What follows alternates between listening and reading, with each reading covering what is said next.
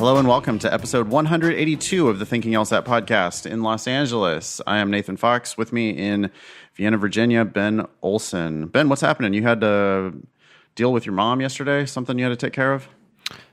No, actually, it was the upcoming class. There was a problem with the room reservations. And so that's right. I had to I thought it was. But maybe I should call my mom. Not a bad idea. Yeah.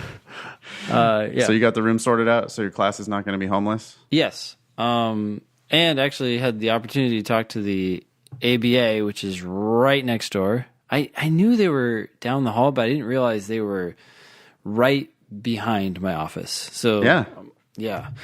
And they have some meeting space as well, which we may end up using, which is exciting. Really? Yeah. Cool. Infiltrating the American Bar Association. Nice. Yeah. Yeah, we tried to talk to them about how, wouldn't it be great to help these future attorneys? They didn't seem to care. they're like, great, yeah. Well, we'll see if we have room for them. Wow. I mean, not that they didn't, not that they were cold. I just thought they might be a little more excited that we were all in the same, field of law. But they're like, I don't care. Yeah. I'm busy. Okay. Today on the show, we are going to do an LSAT fundamental about grouping games, logic games, grouping games specifically. We're going to talk about some tips and tricks for how to tackle games that have grouping elements. We're going to review a personal statement. I think that'll basically be the bulk of the show today. You can email the show anytime, help@thinkinglsat.com. When you do that, please send a selfie if you can, so we can put a picture with our email. You can listen all sorts of ways, Spotify, Apple Podcast, YouTube, Stitcher, or just thinkinglsat.com. Please leave us a review on iTunes. It really helps people find us. Reviews everywhere are always really good. So love us or hate us, please drop us a review and help to spread the word. This show is going to air on March 4th. So upcoming events. March 6th, Ben, we're going to go live on Instagram. Mm-hmm. That's going to be at 10:30 PST, 1:30 EST. You can RSVP at bit.ly/TLSAT_2. We'll also have a link to that on thinkinglsat.com and all of our social media. So please do RSVP for that so that we can get a head count. And you can ask your questions when you RSVP. You can ask questions in advance. So if you want to get something on the agenda for our first ever Instagram live, you can please RSVP for that. Again, it's March 6th, 10:30 a.m. Pacific time, 1:30 p.m. Eastern time. March 11th, I'm going to be at Berkeley talking to...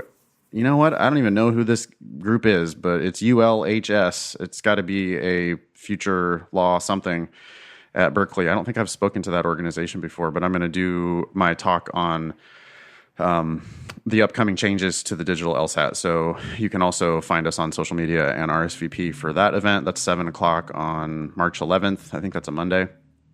March 16th and 17th, we're going to Vegas, Ben.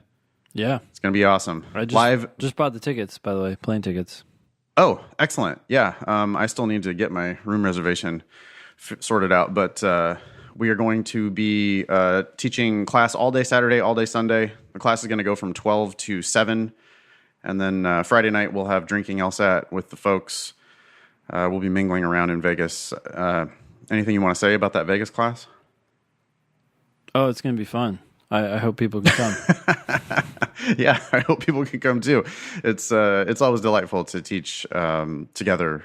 Those classes are super fun. So whether you're putting the finishing touches on a March test attempt or just kind of getting started and trying to ramp up for June, I think it'll be a really great time in Vegas. So please go to thinkinglsat.com and sign up for that. I guess I should say that the enrollment for that class is a little faster than previous classes, so it is filling up. So if you're interested, I would suggest jumping on that and just go to thinkinglsat.com and sign up.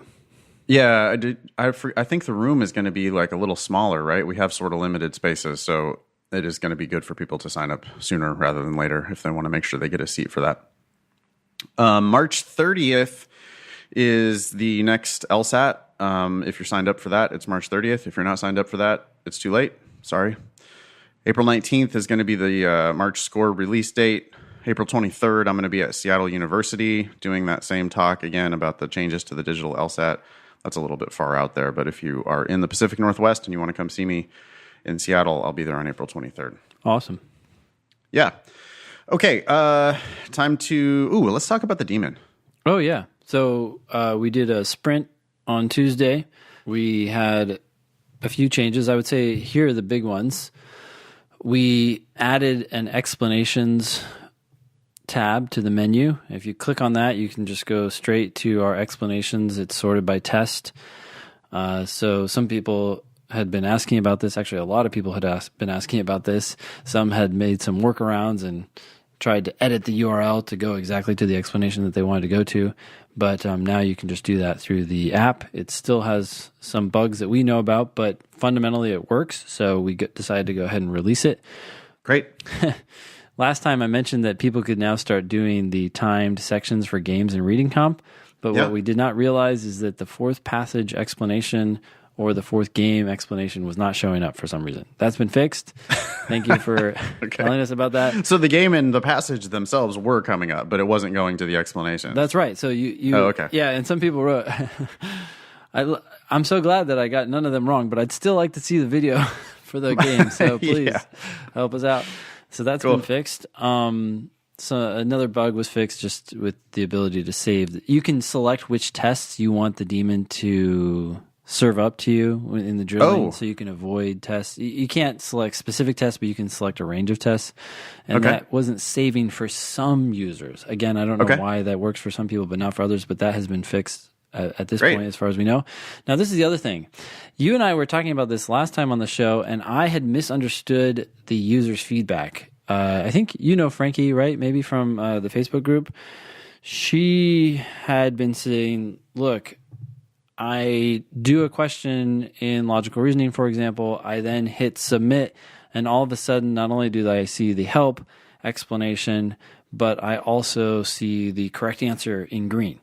And she was saying, if I get it wrong, I'd like to know that I got it wrong, but not see anything else. And so we've added that step to logical reasoning. So what happens is you do the question. If you get it right, you're instantly forwarded to the explanation and the correct answer.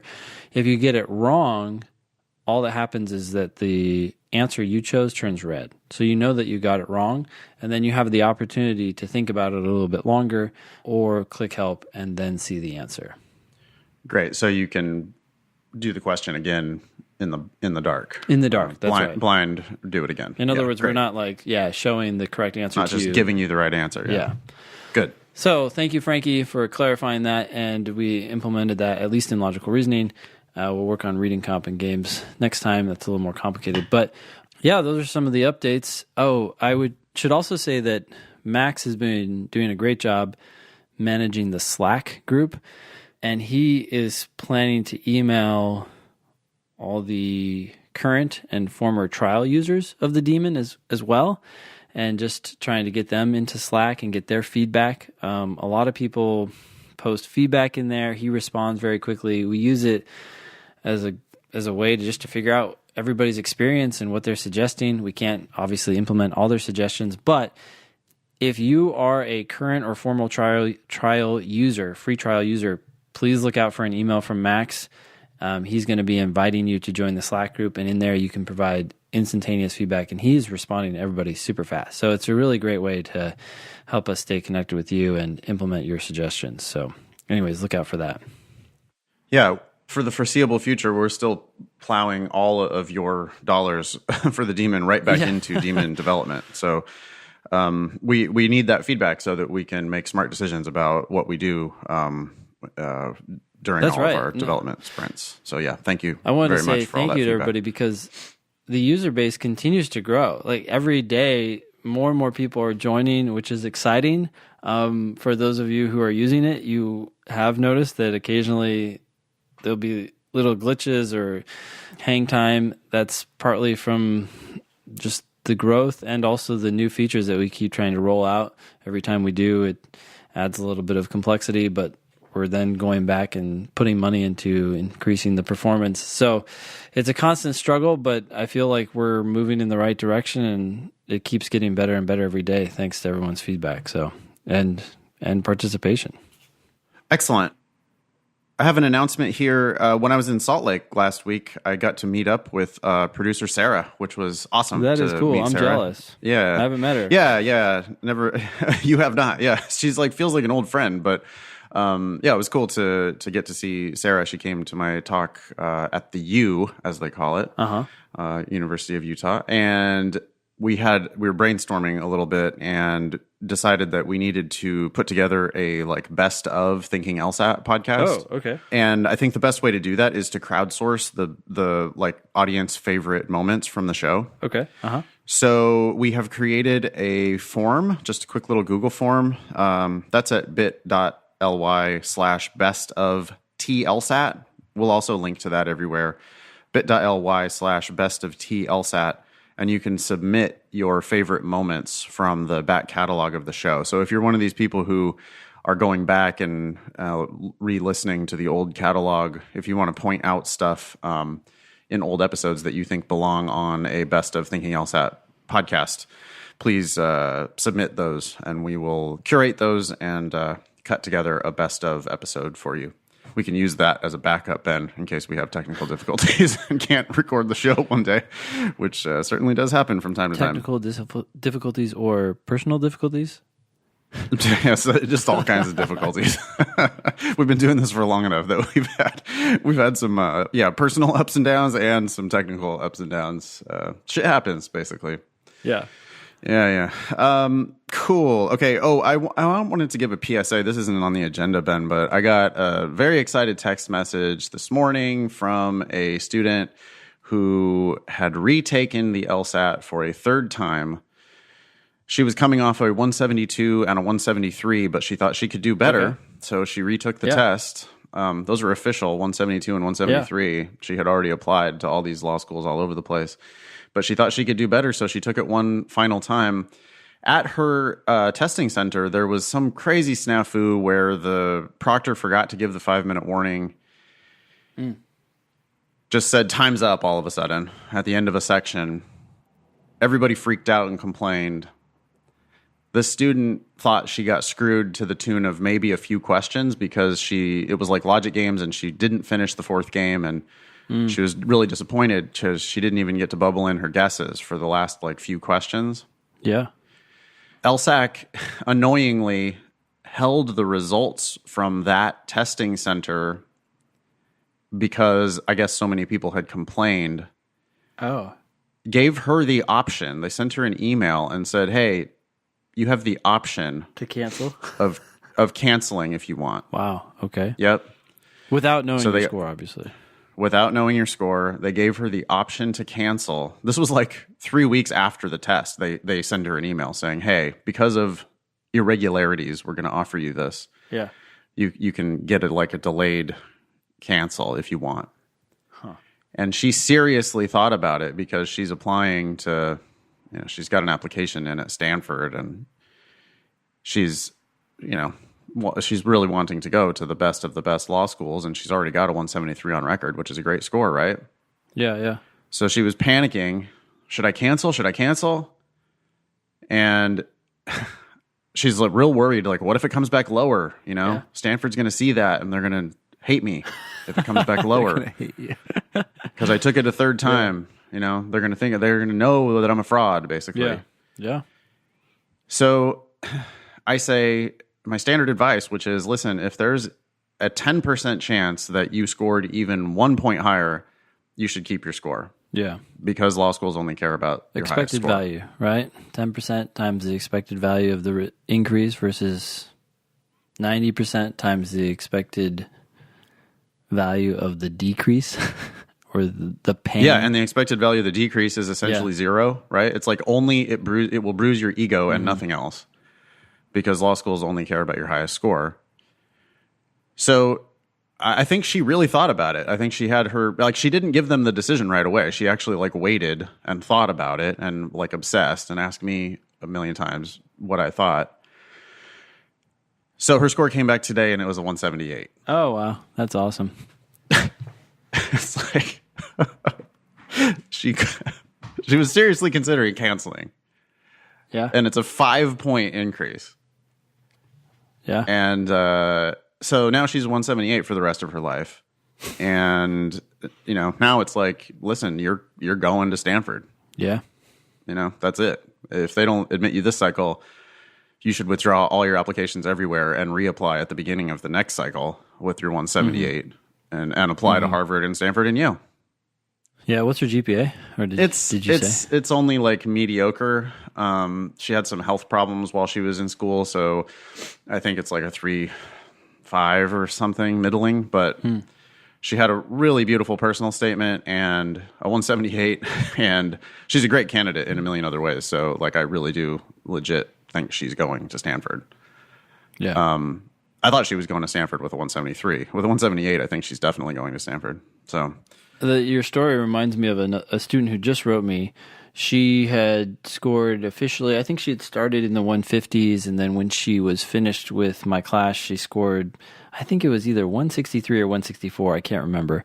And then she was a strong candidate, she had a high GPA, so she ended up applying to a lot of great schools, but decided to retake, nevertheless, and she had been accepted at some top schools. I can't remember which ones now. I think Georgetown, and been waitlisted at UVA, despite only having a 163 or 164, which is a little bit lower for those, especially for UVA. And she decided to retake. Anyways, she got a 173. Or 172. Shoot, now I'm getting my numbers mixed up. But it was a 172 or 173, and I was just like, holy smokes. And I said to her that, look, first of all, I'm glad that you retook it. Second of all, I think it's definitely going to help you, which was the whole reason for retaking it, even though it was late in the cycle and you've already applied. But listen, if these schools don't come back with offers, then I think you should just reject them all and apply next cycle. Because if you go in the next cycle with a very high GPA, I think it was a 172, and clearly a good personal statement, because you've done better than you should have been doing with your numbers. I mean, your GPA is high, so that's probably helping you out a lot. But whatever it is that you wrote them, I know she's an impressive student, so I know it's got to be good. You're gonna get money at these places, and you're gonna get into some of these higher ranked schools that have ignored you with your 163. Oh yeah, 10-point improvement on the LSAT. Yeah, you're a different candidate. You're like not the same candidate anymore. You were a great candidate. Now you're an awesome candidate. Well, the thing that's interesting to me about that story and yours as well is that, like, when people start applying and they start doing well with those applications, I mean, she did get accepted, even got some money at some decent schools. It's so tempting just to be done, right? Like, well, this is all I could do officially, and these schools are looking at me and they're throwing me offers and maybe even some money here and there. But take it again. I mean, 10 points is a no-brainer, but even 3 or 4 is huge. So, yeah, I mean, just another PSA. Well, 100%. It's a great power move. I love it when people do that. Withdraw all their offers and just say, fuck it, I'm going to start over at the beginning of the next cycle, especially with a better LSAT score. Yeah. The schools will still be there. It will be here before you know it, by the way. I mean, September 1st is right around the corner, y'all. So yeah, why not? If you're not happy with your offers this cycle, it's choosing a law school is like getting married. That's a big ass commitment you're making to that school. Yeah. It's 3 years of your life plus the name that's going to be on your resume for the rest of your life, plus a life-changing amount of money. And like, why do people rush into it, Ben? It's like, why do people get married at 22? You know, it's just like, well, this is the best offer I've got on the table right now, so I'm going to take it. Well, I can't say too much about that since I got married when I was 23. No, I mean, but that's exactly why you can say something about it. It's like, yeah, I don't know. Yeah. That didn't work out. I could have thought of, I don't know. Like, it wouldn't hurt to wait, you know? to wait, yeah. When would it ever run hurt it? to wait a little bit? And I hear you. yeah, so it's like, I don't know. It's just the ultimate power move to just say, you know what? I think I can do better. I'm going to try the LSAT again. You know what? I think I can do better. I'm going to withdraw all my apps. Thank you very much for admitting me. The timing is not right. Like, the offer is not right. The timing's not right. I'll talk to you in September, reapply on day one of the next cycle. It's like, you cannot possibly hurt yourself by doing that. I don't know why more people don't do it. Yeah, well, a lot of people are worried that it's going to look bad. Like, they said no to them. But, they don't know why you're saying no, and if your application does get better, if you have a higher LSAT score, they're going to like you even more. You were dating them, you went away, and now you come back, and it's like you've been working out all summer. And they're just like, wow, I liked you before, and now I like you even more. Totally. I mean, yeah. And also, I mean, students are way overthinking it too, right? Applicants think that like the school has this like dossier on them and is constantly like monitoring their moves. Oh, I remember Sarah last year. She said no to us. Yeah. She hurt our feelings. And so, no, we're going to, out of spite, not admit her, even though she's reapplying with a better LSAT score. We wanted her last year, but after she scorned us, no, like that's just a hard no from us, even though she's a better candidate now. Fuck that. They don't even remember. They're doing the same negotiation with 500 other people. And they do the same negotiation every single year with 500 people. Mm-hmm. You're nothing to them. They don't give a shit. You're a customer. They want to sell you a JD. If they wanted to sell you a JD this year, they're going to also want to sell you a JD next year. Like, come on, everybody. Yeah. All right. Anyway, let's do this fundamental. What do you think? Sounds good. So we are rebooting the way that we teach LSAT. We're doing it on the show live for y'all. We've gone through fundamentals on how to study for the LSAT, general stuff about each of the different sections. We did a fundamental about logical reasoning question types. We did a fundamental about conditional reasoning basics. That was the last time. Mm-hmm. It's episode 176 or 177, right, where we started doing these. So this is our fifth or sixth one. Mm-hmm. So today we wanted to talk about some techniques that are particularly useful on logic games that have grouping elements. Mm-hmm. Now, I'm intentionally not calling these grouping games. I'd rather refer to them as games that have elements of grouping in them. That kind of feels like the artist formerly known as something. Yeah. Well, my point is this. I really think people shoot themselves in the foot when they like do a whole bunch of drilling logic games by type. Yeah. Because if you do 10 grouping games in a row, you start to think that they're like, you're going to, on the day of the test, you're going to see a big title at the top of the game that says grouping game. Yeah. And that's not a thing. Also, there are far more hybrid games on the test than people imagine. Yeah. Many, many, many games have some elements of grouping and some elements of sequencing or just who knows what it is. Yeah. So we're going to talk now about a couple tricks that you can use when they are having you put things into groups. And that can be, there can also be other stuff going on in the game. But like, for example, you can sometimes just ignore the sequencing, or you might be able to ignore one of the dimensions in a grouping game and just only focus on grouping, like part of the game, right? You can like focus on, oh, well, we have to do other stuff, but we have to divide these people into two groups. That's part of what we need to do.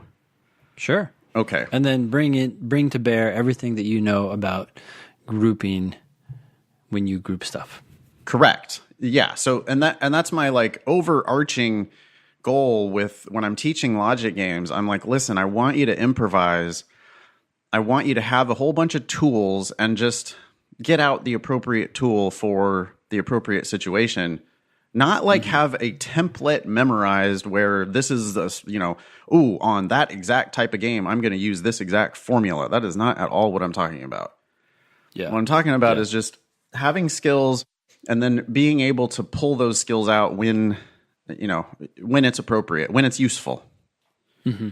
Okay. Yeah. All right. So where's a good place to start with this? Seat the assholes first. I really like that one. I like that rule, but before we talk about it, I guess we should just clarify what we mean exactly by grouping games with grouping elements. Yeah. Okay, go ahead. Give an example. So most games tend to have variables. I like to think of them as people, regardless of whether they're people or not. And those variables tend to range from like 3 or 4 variables to sometimes as many as 8 or 9 variables. But the point is you have those variables or people. And when you have a game that has grouping elements or is asking you to group things together, basically what they're doing is they're saying, hey, look at these 7 people. Let's call them 7. Let's say there's 7, for example. 7 people in this game. We want you to now put them into certain groups. Maybe they give you 3 groups. Maybe there are 3 teams. And these 7 people need to be assigned to these 3 teams. And the teams may have a different number of people on each team, right? In some games, they tell you that there's at least 1 person on each team. In some games, they tell you there's exactly 2 people on each team. In some games, they don't tell you at all. And in those games, actually, a lot of times people wrongly assume that there has to be at least 1 on each team, but that's not necessarily the case. But the point is that you're given variables, and then you're given 2 teams or 3 teams or 4 teams, and you're trying to put those variables or people on those teams. And so when you have that going on, you have a game that has some grouping elements. And I like your seat the assholes first tip, because these kinds of rules come up all the time in games that have grouping elements. Yep. It's one of the most common things. It'll basically just be, we got, team 1, team 2, and we got George and Martha who can't be on the same team. Mm-hmm. And it's kind of obvious, but people need to like, we want to make this explicit so that people will look for opportunities to do this. It's really very powerful, surprisingly powerful, and surprisingly common. If you have a rule like that, we got team 1, team 2, 7 players. Everybody's got to be divided into these 2 teams. But George and Martha can't be on the same team. Seat the assholes first. So the metaphor is like, listen, you're making a seating chart for a wedding or something, and you have to put people into seats. When you have people who don't get along, they are more of a pain in the ass. They're assholes, George and Martha. I mean, I don't know who did what to whom, but the 2 of them are a pain in the ass. The 2 of them together are assholes because they have this problem with one another. Yeah. And so what we do is we reserve a seat on each of the 2 groups for George/Martha. I don't care who's where. It's like y'all can sort that out between yourselves. Who gives a shit? Mm-hmm. One of you go over there, one of you go over there. And so that first move in that game would be to put a G/M, or sometimes you just put G in one group and M in the other group and then put a handle connecting the 2. Same difference, right? Yep. The point is you're reserving space for, you just know that one of those 2 assholes has to be in each of those 2 groups. The powerful thing that happens is that it then restricts the number of people who can go in each of those groups. Yeah. For example, if team 2 only has 2 spots in it, well, one of them has to be George or Martha. Mm-hmm. And so then that now restricts, there's only one other person who can possibly be on that team. Yeah. So just to clarify here, if you have 2 people and the rule says George and Martha cannot be on the same team or can't be together or whatever, and you have 2 groups or 2 teams, then you know that George is going to go to one of those teams and Martha's going to go to the other. If you have 3 teams, though, right? You don't necessarily know where the assholes go. What do you do in that situation? Do you just wait, or what's your thought there? Yeah, if there were 3 groups and I had George and Martha can't be together, I don't know. That gives me too much flexibility. You know, it's like a problem. Flexibility is a problem. So I don't know. I mean, depending on the rest of the rules, I very likely might end up making worlds. You know, I mean, if like George was mentioned in another rule, for example, then it would be very tempting to make 3 worlds based on George, because I would know where Martha's not, and it would trigger whatever the other rule was about George. I don't know. Is that where you were going with that? Yeah, exactly. I mean, it depends exactly like what you're saying on the other rules, but it is a great opportunity to create worlds, especially if, like, let's say that you have 3 groups or 3 teams, same thing, and maybe one of the rules is that Frank and Sarah have to be together, and one of those teams has exactly 2 people, or can only have exactly 2 people. Well, it may not be obvious at first, but if you knew that Frank and Sarah went on that team or was assigned to the team with exactly 2 people, then you've now taken a 3-group game and effectively turned it into a 2-group game, because Frank and Sarah take up that one team. No one else can go on that team. So now there are only 2 teams left, which means George and Martha seat the assholes have to be separated. Yeah. So go ahead and reserve a spot for the assholes after that, because that one group got closed. Yeah.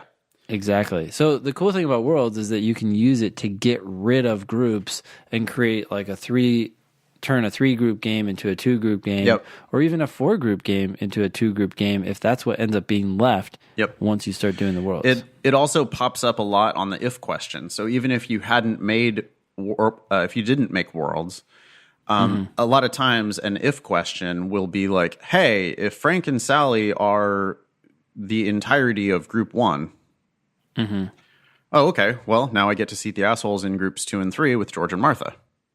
Yeah. Right? Yep. So just look for opportunities, both in your setup and on the if questions. When you see one group close, you very frequently can seat the assholes. Or if it's just a 2-group game to begin with, you very frequently can seat the assholes from the just right from the jump. Yeah. By the way, this tip that you have, seat the assholes first, is a specific example of a more general principle that I like to advocate, and that is turning negative rules into positive rules. Oh, yeah. And so what you've done is you've taken the negative rule, George and Martha can't be together, and you've turned it into the positive rule, G and M have to be separated, so at least one's in one group and at least one is in the other. And like you said, now you see that one of those seats is taken up. People don't see that as readily, if at all sometimes, when they leave it in the negative form, right? When they leave it as G and M can't be together, it's like, okay, it's just not as concrete. In general, negative rules, what isn't going to happen, it's like, what is that stuff in space? Black matter? Dark matter? Dark matter. Yeah, it's like, I can't believe I called it black matter. Dark matter, right? It's like, okay, it's the absence of, like, we can't see it. It's just not, it doesn't speak to us. But like positive rules in general are much more or easier to digest and play with and make inferences from. I mean, so I think this is following on to that same point. I would much rather have a solution than have a rule that lives like off on the side. So let's say, so let me talk about in-out games. First of all, I always ask my class, like, hey, when do I use an in-out game or an in-out template? And generally in-out is more useful when there's a fixed number of spots. So, you know, the famous like friends in a photograph game. I never treat that one really as in-out because I don't know how, there's no minimum and there's no maximum. It's just like, hey, these are all the rules about who can go with whom. And so the out group there isn't very useful because the out group never gets full. But if you have like, hey, we have to select exactly 5 out of 7, that's when I would immediately go to an in-out template, because now I have 5 spots exactly in my in-group, and even more important, I have 2 spots exactly in my out-group. And if I can fill the 2 spots in the out-group, then everybody else has to be in the in-group. Yeah. So that's where the in-out template, I think, becomes really useful. But what I wanted to get to was, suppose we have a rule that says L and M cannot both be selected. Yeah. So, hey, do you mind if we step back for half a second and just talk about in-out? Because I think that may be unfamiliar to some people.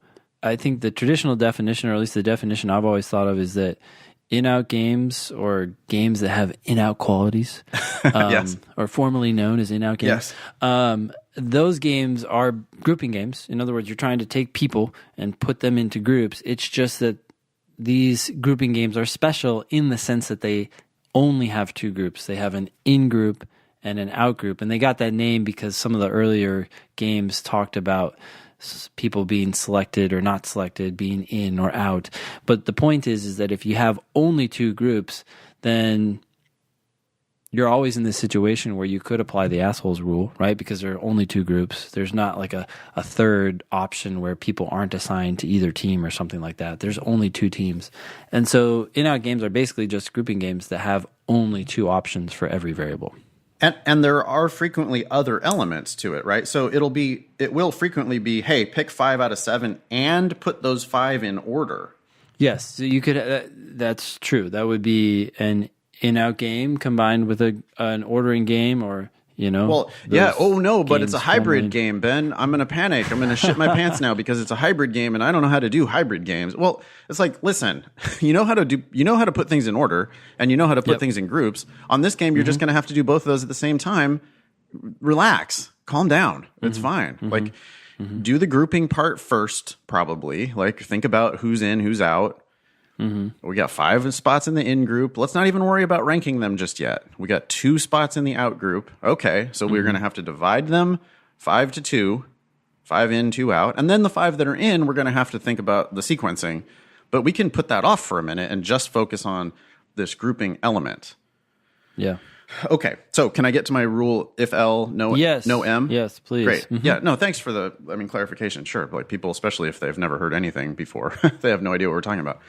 Yeah. We're picking 5 out of 7, and there's a rule that says, if L is selected, M is not. Or the same way, another way of saying that same rule is just L and M cannot both be selected. Yep. Students love to write that rule down as a conditional, and they'll write if L, arrow, no M. Ooh, got to do the contrapositive too. If M, then no L. Yep. And they probably, just like I was about to do right there, start fucking it up because they're like doing it in this weird abstraction, writing it down in all these like secret hieroglyphics, right? Yeah. There's a much easier way to deal with that rule in this context. It's similar to seat the assholes first. Yep. All you have to do, if you have a rule that says if L, no M, all you have to do is reserve one of the spots in the out group for L/M. Yeah. And so, like, there's absolutely no point to writing that rule down. It's worse, actually, to write the rule and the contrapositive. That's dumb. Yeah. We know for sure that one of the spots in the out group has a little reserved plaque sitting on it that says reserved for L or M. Yeah. And that's it. That's all you have to do. You have incorporated the rule. This is your thing, Ben, of making a positive rule out of this. In this case, it's not a negative rule. It was just this weird, it was a rule. It was separate from your solution. I can't have both L and M in my solution. Yeah, okay, well, tell you what, how about we just reserve one of the out spots for L/M, and we're done. Yeah. Well, I think sometimes it's hard for people to have faith in that, right? They're like, wait, what? That's all I have to do? But isn't there this, like, if-then rule? And what happens if L is in? And what happens if M is out? Or actually, nothing happens if M is out. But if you think about it for a second, so the rule is if L is in, then M is out. Yep. And the contrapositive is if M is in, if M goes to the in group, then L has to go to the out group. And what you're saying, Nathan, is let's go ahead and in the out group write L/M, which means in one of the spots. In one of the spots, which means that you have to have an L or an M in the out group at all times. Yep. Now, sometimes people misinterpret that too. They look at that and they think, oh, okay, so I have to have L or M, which means if I have L, then M all of a sudden has to go to the in group. And that's not what we're saying. Nope. We're just saying that what must be true is that you have L or M in the out group. And as long as you do that, we don't care what happens to what I like to call as the twin, the other L or M. It can go anywhere. It can go in the out group. It can go in the in group. Yeah, as long as there's still a spot available in the out group. Yeah, if there is a spot available. I didn't say that L or M can't go in that spot as well. What I did say was L or M for sure has to be in this spot right here. Yeah. The other one could also be out as long as there's room for that other person to be out. Yeah. But so rules only matter to the extent that they can be broken, right? Like once a rule can't be broken, then we don't care about that rule anymore. That's right. So if the rule says you'll always comply with it. Yeah, if the rule says if L, no M, I can immediately just go, oh, so one of my outspots has to be L or M. As long as one of my outspots is L or M, then the rule can't be broken. So now I get to forget about the rule. It just gets baked right into my solution. I get to forget about it, which frees up my, brain cycles for solving other elements of the game. That's right. Yeah, I think what's hard for people is letting go of the if-then statement because they don't see why L or M in the outgroup makes it so that you can never break that rule.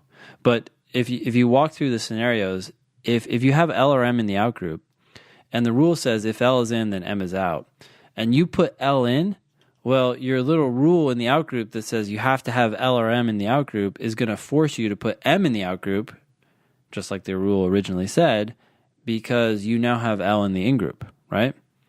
And the same thing is true if you put M in the in-group, the rule or the contrapositive says you have to put L in the outgroup. Well, your little L or M in the outgroup is telling you, look, you've got to have one of these out here. So if you end up putting M in the in-group, then you've got to put L in the outgroup. So you can't violate the if-then statement. Now, the question also comes up is like, well, why is it the case that I always have to have L or M in the outgroup? And that's simply because you can't put both of them in. If you try to put both L and M in, one of them is going to get kicked out. So in all your scenarios, you're going to have at least one of L or M in the outgroup. Yeah, if either of them were in, then the other of them would have to be out. So we know for sure that at least one of them is going to be out.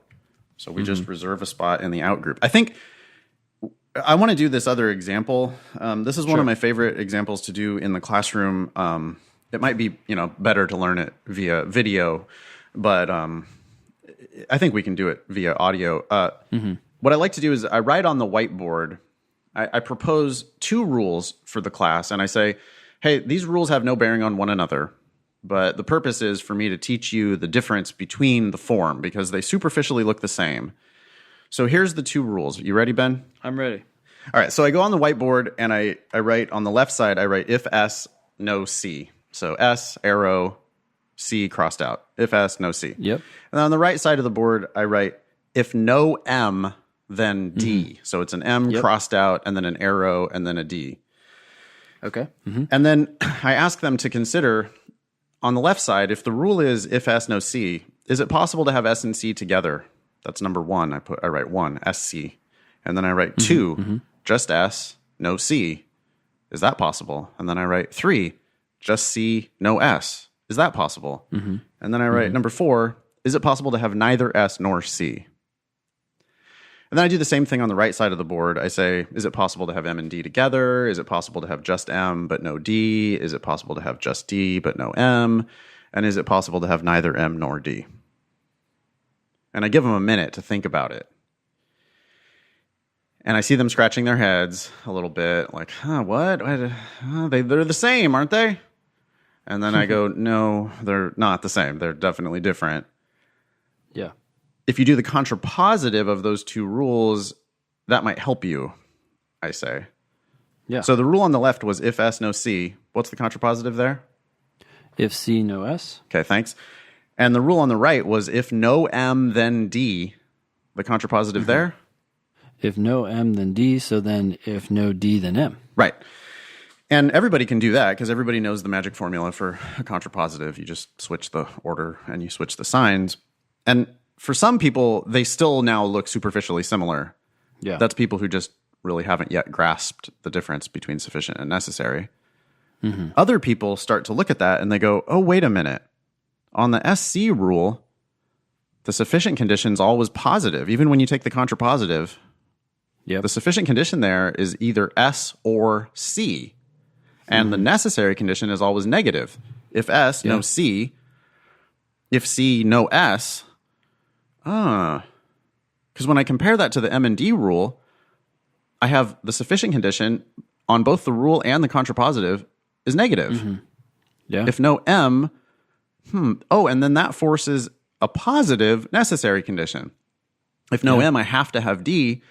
Contrapositive, if I don't have D, I have to have M.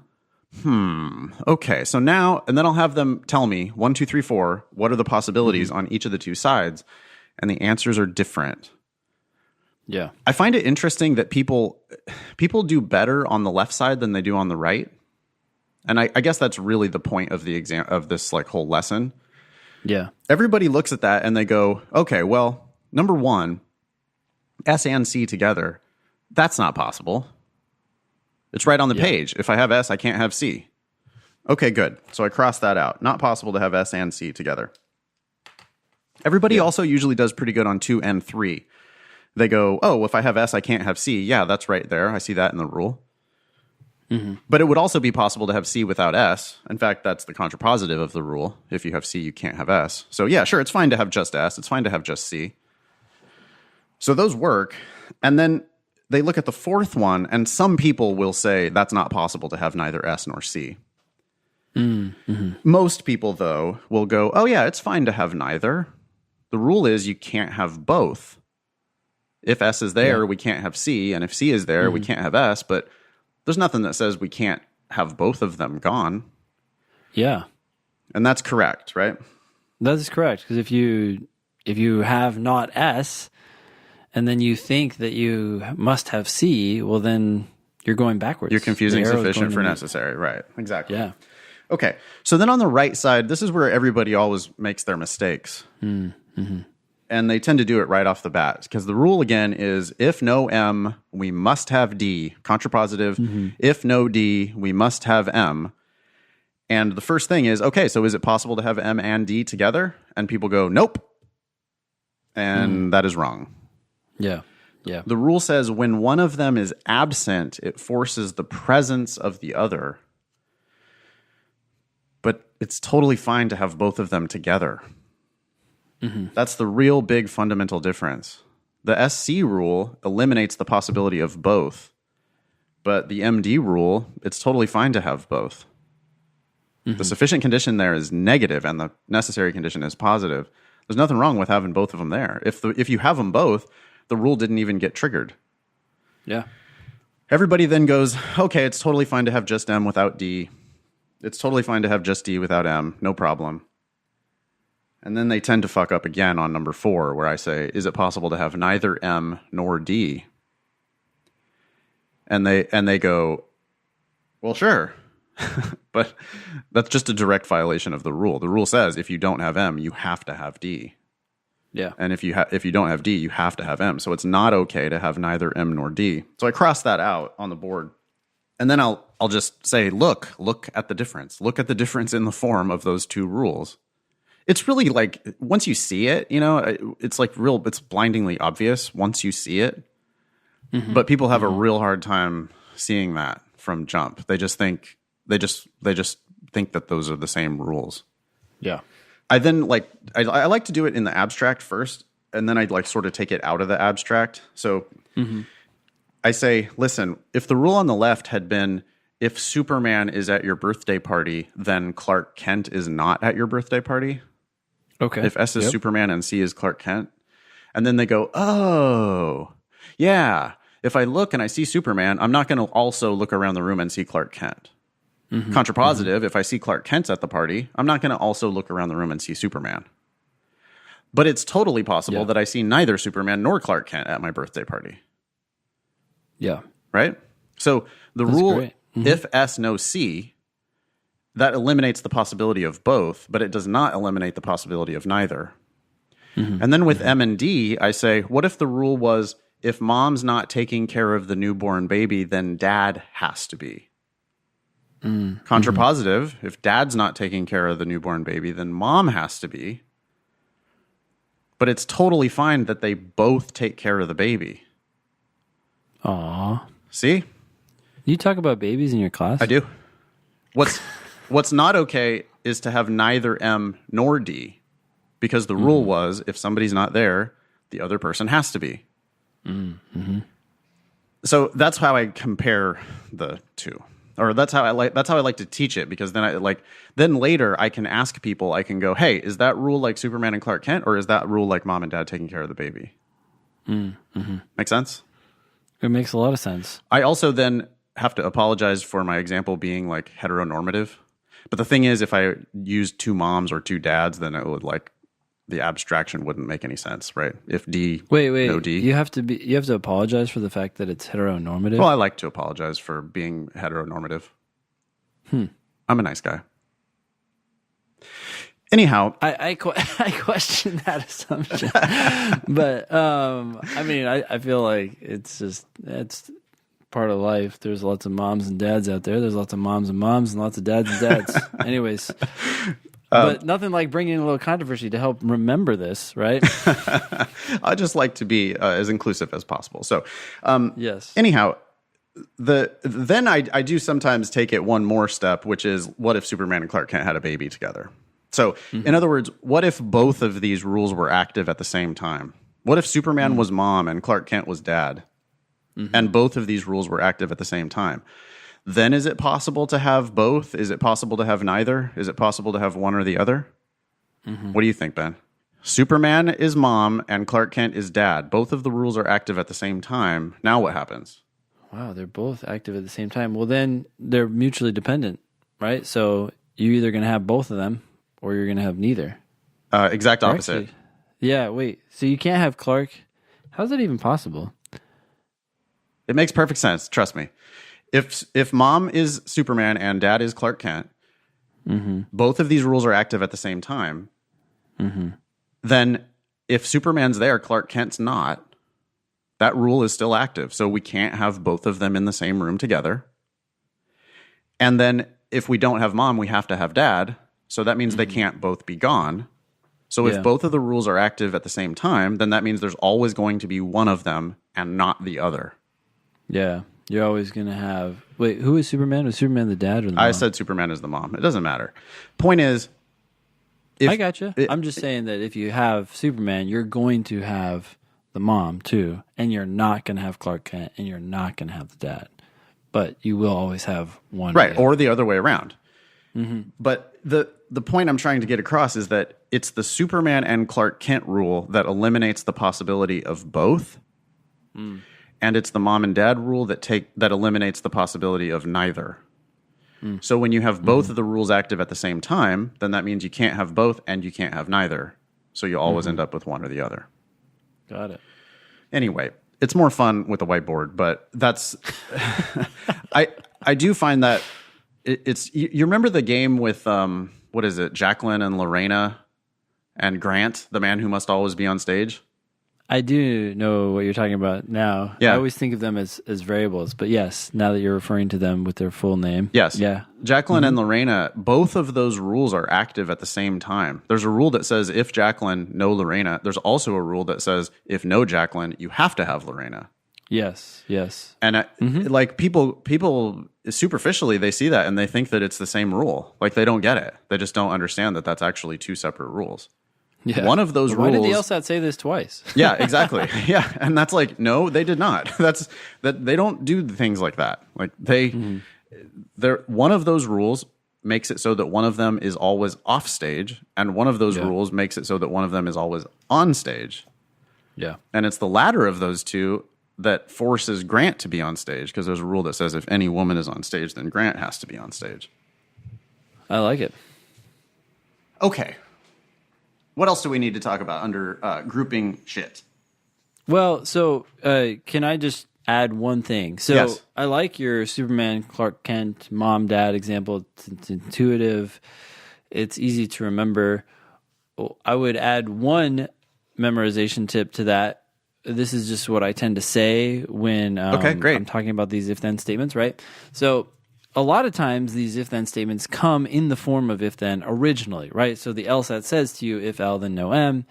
And what I like to say to people is, look, if the arrow in the if-then statement is pointing to the outgroup or to the negative, right? So in our example, if L, then not M, the arrow is pointing from L to not M, so it's pointing to not M. If it's pointing to the negative, if it's pointing to the outgroup, then you know at least one of them has to be out.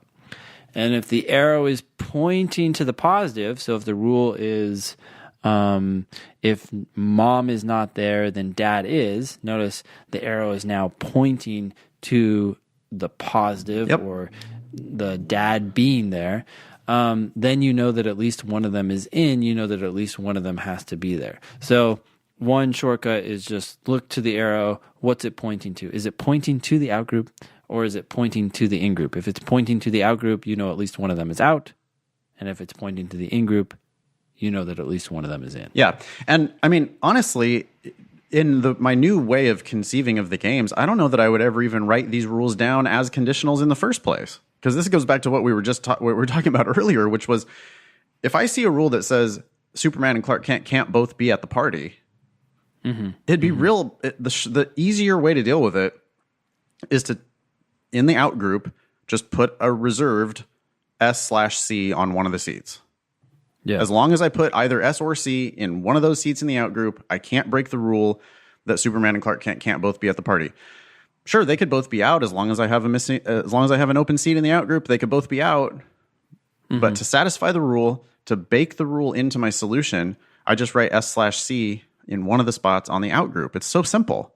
And then same thing with the mom and dad rule. If the rule is, if mom's not taking care of the baby, dad has to be. Or if the rule was at least one of mom and dad have to be taking care of the baby at all times. Well, an easy way to deal with that is to put an M/D on one of the spots in the in group.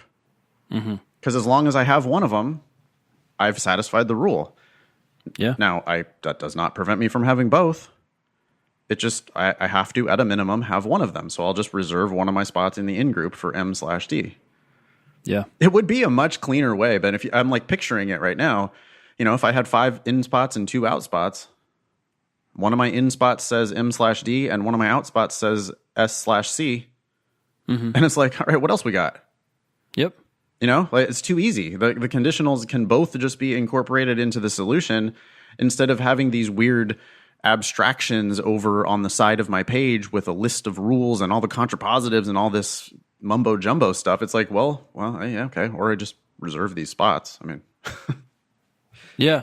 And I know we've said it already, but just to emphasize, as long as you have one of those things in the out group or one of those things in the in group, depending on the rule, you've satisfied that rule. It's over. You never have to think about it again. I think that's the hard part that people let go of. It's like, wait, but the if then, it's there. I don't care. It means something. It doesn't matter. As long as you have at least one of those people out. In the Superman and Clark Kent example, you will be fine. You're never going to violate that rule. Right. And so that's all you have to do. And the other variable can go wherever the hell it wants. Yep. And with mom and dad, it's as long as one of them's in, we're good. I don't care about the other one. I care about the first one. The first one is the thing that's going to satisfy the rule, that's going to keep us from breaking the rule. So as long as we don't break the rule, we're good. I don't care if it's mom. I don't care if it's dad. One of them has to be here. And then the other one can go do whatever they want. Yep. Great. The last thing I would say about games formerly known as grouping games or games with grouping elements is that in general, these games will tell you that there has to be at least one in each group, but that's not always the case. So unless you see that rule explicitly, don't make that assumption. Now, that is generally the case, and in a lot of these games or games with grouping elements, they will tell you exactly how many are in each group. But if they don't, and instead they tell you something like, hey, this group has to have at least 2, and this other group has to have more than this other group, well, a lot of times it might feel like there's a lot of different arrangements, but when it comes down to it, there's often not that many. There may only be 3 or 4 different ways in which the groups can be numbered. In other words, the number of people in each group may only have a few possibilities. And if you can figure those out, then it's a great opportunity to create worlds. We did talk about that last time, but it's just something I'm always looking for in grouping games, because if you can specify exactly how many people are in each group, almost always the game becomes substantially easier. Yeah, and you might even have to like infer that from the rules. So like to look at the Superman and Clark Kent and mom and dad thing again, if they didn't give you any minimums and maximums, you wouldn't really know, except you would know because of the Superman and Clark Kent, you know that there's at least one person who's out. Yep. And that can be huge. Yeah. And because of the mom and dad rule, you would know, well, there's at least one person who's in. Mm-hmm. And then if there were other rules about numbers or, you know, rules that forced certain people in or out, you could start getting a pretty good idea of how those spaces are going to be distributed. And yeah, if there's only 2 or 3 ways to do them, hey, why don't we just pencil those out and see what happens? Mm-hmm. Cool. You know, while I'm on that, we did last night that game. Remember the red team and the green team? And like you had to appoint a leader for each of the 2? Yes. Mm-hmm. That game is a great example of a game where worlds based on numbers just makes a lot of sense. Oh, yeah, for sure. I feel like it's like 4 groups or something, right? Or 4 worlds, if I remember. You can if you want, or you can incorporate them into 2 templates. 2 templates works just as well. It doesn't matter. I mean, 2 to 4, like I was having this discussion last night with students. Some students are like, oh, well, I'm just going to, split the 2 into 4. And that's fine. But you can also incorporate all the solutions into just 2 templates. In that game, you just don't care about which side is red or there's green or something, there's right? There's 5 total spots in the game, right? And 2 of them, there's a minimum of 2 on each team. So that means you have 1 spot to play with. Yeah. So if you start by making 2 worlds, one where the red team has 3 and one where the green team has 3, you get to seat the assholes in that game as well. Yep. So you take up 2 of the spots, and then they tell you where one of the people lives is on the green team. Yeah. And so then in one of the worlds, because you seat the assholes and because you put L, I think it is, on the green team, in the world where green only has 2, it has to be L with either J or O. And so now the green team is full. When the green team's full, then the other 2 players have to go on the red. And so there's an example of where it's both things at once, right? It's worlds based on the number of spots. Yeah. And it's also seating the assholes first in order to be able to make the big inference that these other 2, who I think they were like wild cards, but the other 2 then get forced onto the red team because the green team's just full in that scenario. Yeah. All right. Do you think we beat up grouping games strategies enough? Wait, what is it that we beat up? Sorry, games that have grouping elements get formerly known as grouping games. Yes, I do believe we have beat those things, whatever they are. Well, I mean, just to like with that one, the game that we were just talking about, that game had the additional element of like figuring out who the leader is or whatever on each of the 2 groups. Somebody is the leader, somebody's not. What do people call that? Like assignment or something? I don't even know. I don't fucking know. It's like the semantics for all that stuff just doesn't matter. That's what the point that I really want to get across, and that's why I don't like calling these grouping games. It's like, listen, yes, you're putting things in groups, but there's other shit that can go on within that same game. And with that game particularly, if you just ignore the leader thing for a minute, you can sort out the groups like a lot. Yeah. And if you sort out the groups, then okay, now all we have left is just this like leader element, which isn't that big of a deal. So I think that's important for people to realize. Is like you can just sort of ignore certain elements of a game sometimes and just solve the easy parts, or like You've got some skills. Use those skills to solve the parts you can solve, and then go back and reconsider the other parts. Yeah. All right, that's all I got for that. Sorry, your heteronormative comment reminded me that just the other night I did the married couples game. Have you done that game in a while? No, that sounds like an old game. I don't even know that game. It's very old, yeah. I don't remember because I always just focus on the variables, but I'm sure it's like heteronormative, despite LSAC's left leaning reading comp passages. I'm sure it's heteronormative. So they don't like to rock the boat too much. Well, I think that they'll be more and more sensitive to that type of stuff for sure. I think they'll be more sensitive, but actually I'm sure they'll choose the safe path and just completely avoid the topic, right? They just won't do a married couples game ever again. Yeah, that's probably right. They're probably not going to have a whole bunch of 2 dads and 2 moms going on. I mean, they should, because why not? That's like real life, but instead they'll just like totally ignore.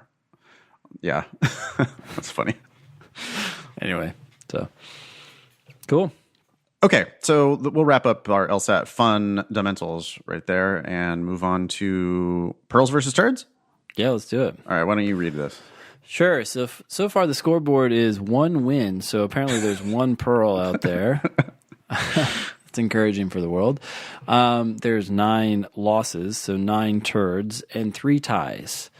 This one is advice given to an emailer from Vanderbilt alumni interviewer. Apparently Vandy has alums interview applicants. Yeah. Okay. All right. So somebody who took the LSAT several years ago probably did well and has wisdom to share, supposedly. Yeah. Quote, you should ask for scholarship money immediately after being admitted to a school. Well, I like the idea of asking for scholarship money, but I would prefer to ask with, I guess, leverage in hand. Like if I got accepted to another school that was less important to me and they gave me money and I could say I've been offered X dollars, I feel like that's a little more persuasive than just asking for it outright. But maybe this interviewer is suggesting this so that you tap into the scholarship money before it's gone. I don't know. What's your thought or reaction to this? My thought is people are always asking me, how do I ask? Like what's the perfect ask? And my response to that is just fucking ask. Just do it. Just ask. Stop planning. Stop strategizing. Just like you want more money from them, ask them for more money. I don't care how you do it. I don't really care when you do it. I do want you to do it. So to that extent, if this alumni is just saying like, hey, you got to ask them. You remember, you got to ask them for more money, right? Yeah. If that's what they're saying, then this is a solid gold pearl. Okay. Wait. Yeah. Pearls are not made out of gold. This is a pearl, just a pearl, regular pearl. It's platinum. It's a platinum pearl. It's pearl set in a beautiful gold setting. Okay. But I mean, I don't know. The immediately does seem a little bit absolute, and you could be a little more thoughtful about the way you do this. I don't hate it though.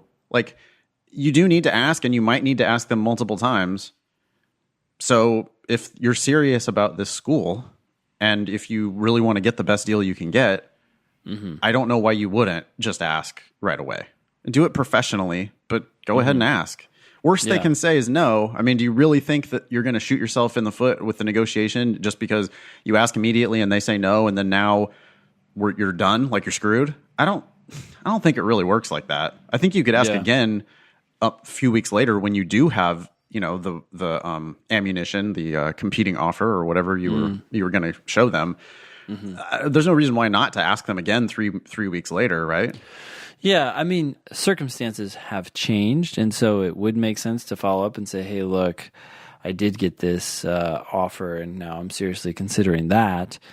I like to get information. So my personal style would be, okay, I just got accepted to this one university. I think I'm likely to hear from this other one soon. Just going in and with that information would be more comfortable to me. Like I would rather not send an email asking for money and then a week later being like, oh, here, update. I kind of agree with you that it's probably not going to be a huge problem, and if it's holding people back, but I guess I just don't mind waiting a couple weeks, get information, get accepted. So the immediately is rubbing me a little bit the wrong way, but if it prevents you for whatever reason from asking, then you should just ask immediately. Want to give it a tie on the scoreboard? I say that. Yeah, we give it a tie. Okay, it's a tie. Not a bad idea to ask, but maybe it doesn't need to be immediately the second you get the the offer of admission. But I like it though. This alumni interviewer is out there telling the applicant to ask Vanderbilt for more money. That's Vanderbilt maybe needs to choose a little more wisely on which alumni they have a lot. Or maybe it's a strategy, right? Maybe it's a strategy like, I'm going to give you some inside information. Yeah, totally. And the admissions office is just planning on like, okay, so we're going to lowball them at first. You tell them to ask for more money. They do. And then we give them like $5,000. We give them a little bit more and they're like, woo, I got more. Hey, one last note about the negotiation. I mean, if they say no, that doesn't mean you can't ask them again. And if they say, we don't negotiate scholarships, I also think you could ask them again. Like,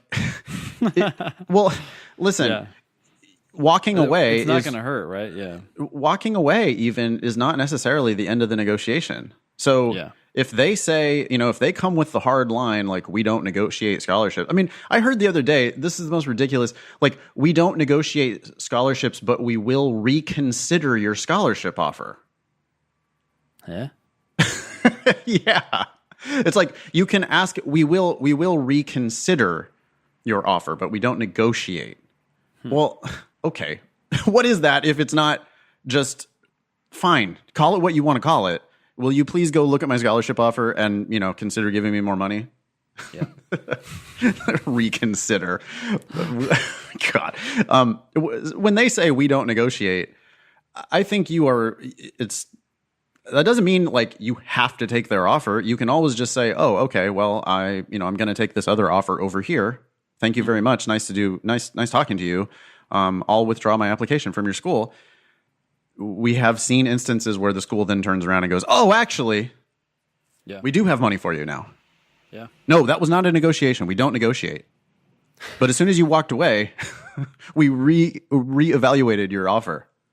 We speak in code. Yeah. Well, it's lawyer shit, right? So anyway, okay. Enough about the negotiations. Should we dive into this personal statement? Let's do it. I think we have time just for this. Yeah. Yeah. We'll do this and wrap it up. So this email, I'm going to see if I can read this quickly. It says, "Hi, Nathan and Ben. My pre-law advisor sent me a handful of personal statements as a reference. And personally, I thought they were all atrocious. They were all very negative and melodramatic. I think everyone goes through hard personal stuff in life, and that's not so unique. I chose not to focus on the negative for my personal statement. Instead, I thought about a time that I was very proud of myself and wrote about that experience. Would you mind giving it a review? It's probably not perfect, but I'm hoping the tone is appropriate and on track for what admissions officers may be looking for. If you think it's a good example, please feel free to share and read on the podcast. I appreciate any feedback." Cool. Okay. I'm not going to read these questions. I think we should just dive into the personal statement. Does that sound good to you? Sounds good. My guess is that it's probably not perfect. I'm sure it's not perfect. I mean, it's very hard to find to get to perfect. I mean, maybe there is no perfect. It needs to not have typos when you submit it, and it needs to be, you want to put your best foot forward.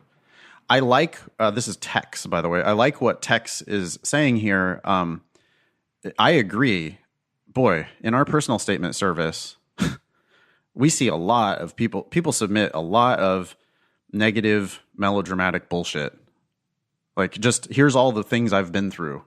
Yeah, I feel like it's this, like, I don't know if this is the right use of the phrase, but like this come to Jesus moment where they feel like they can connect and be open and honest, and the person will reciprocate and be like, oh yeah, I hear you, like, yes. But that's not how it is at all. It's because of like Hollywood, and people feel like they have to show the worst. Like they have to enter with, here's me at my worst. And then like this overcoming story. Yeah. But in 2 pages, you don't have very much time for like that big of a narrative arc.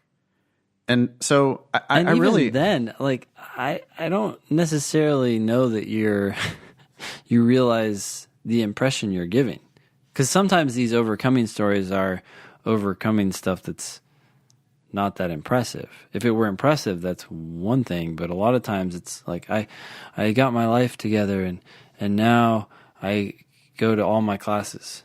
It's like sweet. Yeah, like I come from a religious small town, and it was hard for me to break away from that. And then I left and went to the big city, and it's like, yeah, okay, whatever.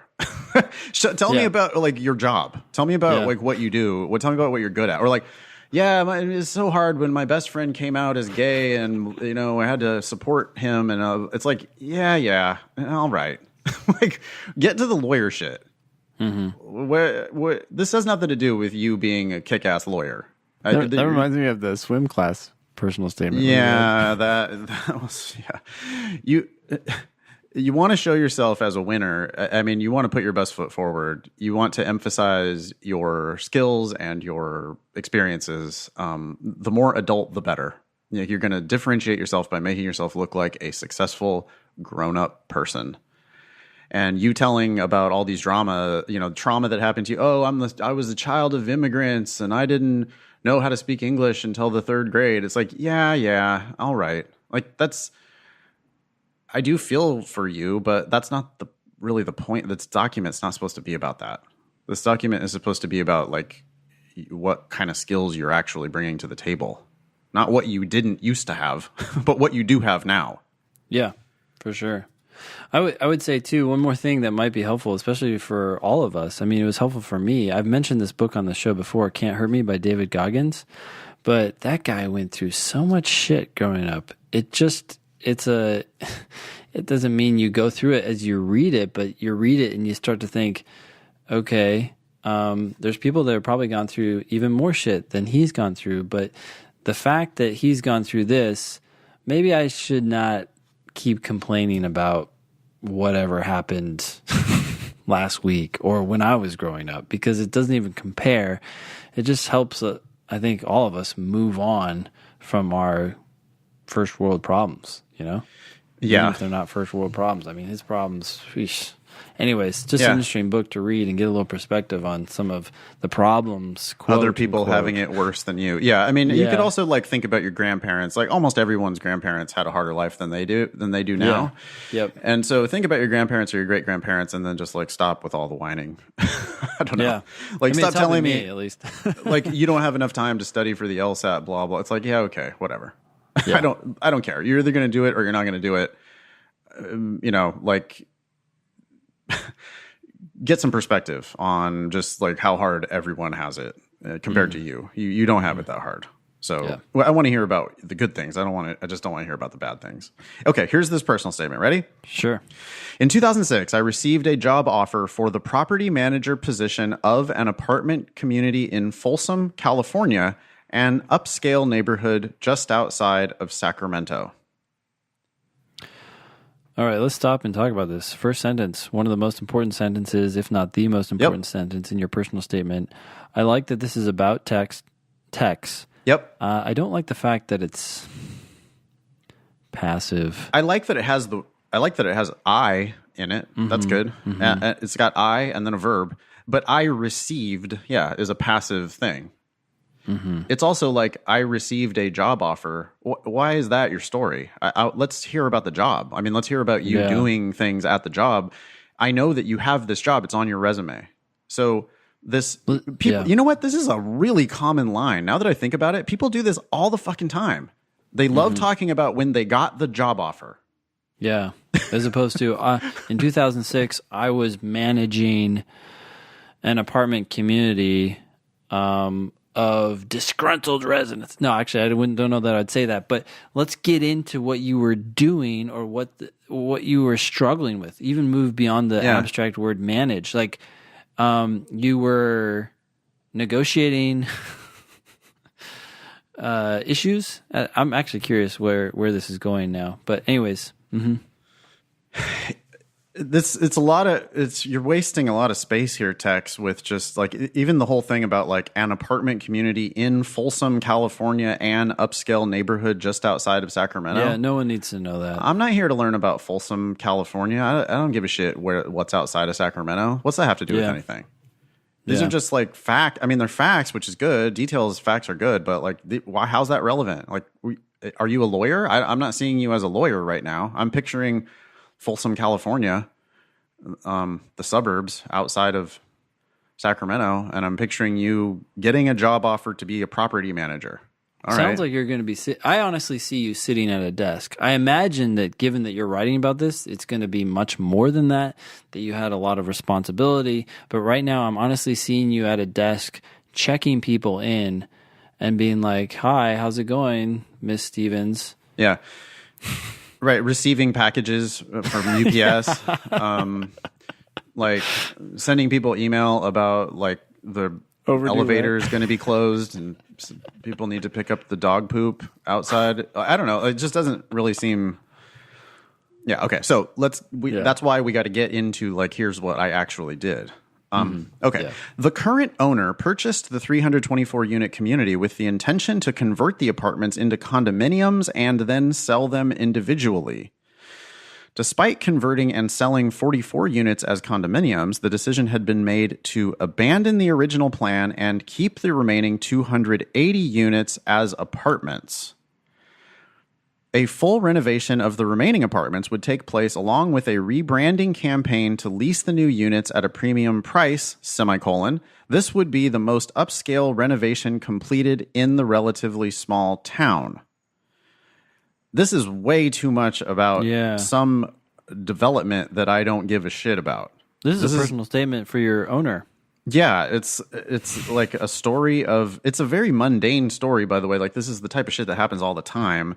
Real estate developers think that they're going to sell all these condos and then they don't end up selling them all. So then they end up having to keep them as apartments. Like, yeah, so this is like, Tex is not doing any action here. Nope. Ooh. Tex has not done anything actually so far. Tex has received a job offer. Received a job offer that somehow came to him. Yeah. And then, okay. Yeah, we got like 8 sentences, or not 8 sentences. We got like 4 sentences in, and Tex has received a letter or a phone call, and that's it. Mm-hmm. This sentence right here makes me angry. Yeah, it is angry. Yeah, it's angry. The next sentence, Tex, sucks. It says, "This was a very unique situation." Ben, I think we could do a half hour on how much we hate that sentence. I think we can. Let's start with very and then jump into unique, maybe. You never need to put very, period. Yes. Don't put very, ever. Yep. And don't put it in front of unique. Gosh, that's like you just threw a dart at someone and then you're like, take it out and you stab it into them again. Yeah. Unique is already a superlative. You do not need to modify unique. It either is or is not unique. And by the way, it's not fucking unique. Nothing is unique. So unique means one of a kind, and nothing is one of a kind. Especially not for this. Maybe Donald Trump. Donald Trump is one of a kind. There are things that are unique, and it is okay to say unique if you really fucking mean it. But like lawyers are language people. Like words matter to law type folks. Mm-hmm. And when this is a complete misuse of the word unique, that you are using it inappropriately. Not only that, but modifying it by very. Not only that, but passive construction, this was, and it's telling, without facts, just telling me that this was a unique situation. And I'm like, fuck off. Last problem, or at least one more problem, it's overselling. Right now, all of a sudden, it's got to be very unique. Otherwise, your reader's going to be like, I don't think it's that unique. And now that's the problem with telling, right? Is that the reader can now start to question it, giving you the exact opposite response that you want from your reader. You want your reader to be following along and buying in. Now you're actually pushing them away. Say what you did. Just say what you did. That's it. Yeah. Say what you did. Show me a story of you doing cool things. Say what you did. Don't tell me anything about it. Like, don't. But Nathan, we need context. Yeah, and but I have realize- to get to my conclusion. I have to get to, and this is why I want to go to law school, because this will make me a great lawyer, because like, no. I'm uniquely situated to Yes. I have a unique passion for the law, because none of that. No telling. Just show me what you did. Okay. Here, text continues. Along with standard management duties, the challenges of the site would entail pending lawsuits, negative news media reports, mold in vacant buildings, upset community members, irate condo owners, and an aggressive business plan that needed to be executed in a timely manner. Tex, your privileges are revoked. Yes, they are. So let's talk about the rules for semicolons, since we are talking a bunch of future lawyers. You can use semicolons to create a list of things, but only if there are commas in those lists. And I will tell you something, and I'm talking about if there's a comma like within one of the list items. Only lawyers do that. And I still don't know why they do that. If you're going to have such a god-awfully long sentence that requires a list of things, and the things themselves are so long that they require commas within each other, you really should just be writing new sentences. So the only time you can use semicolons as a list is if you have commas in your things that you're listing, and you really shouldn't be doing that, even if you're a lawyer and you're that annoying. This could already just be commas instead of the semicolons. There's absolutely no need for these semicolons. Text also uses a semicolon and then the word "and," which is not correct. Semicolon means "and," so you don't need to do that. I think it would be correct if this were a list of things, but he shouldn't even be doing these lists, right? Yeah. What? And this is still like. This is still passive. It's not about like what you did about it. Like, yeah, you need to just get right into. I had to respond to these lawsuits. Like, I would get what? Did you get served papers? Like, or what does the lawsuit have to do with you, Tex? What did you do about it? If you didn't do anything about it, then I don't care. Yeah, your owner. This is all about your owner. Yeah. So far. Negative news media reports, like like just listing lawsuits, reports, mold. Well, tell me what happened with that and what you did to respond to it. Not just list out all the challenges. Like, okay. I mean, Tex, don't feel bad. I would say that in the vast majority of cases in which we work with people on their personal statements, or not only blow up their entire first sentence, we often blow up their entire first draft. But the first paragraphs almost always go.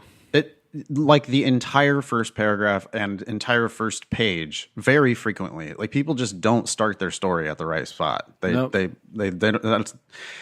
think that they have to do way too much introduction. I mean, I'm already hating this, by the way, that this is in 2006. Like, Tex is an adult person.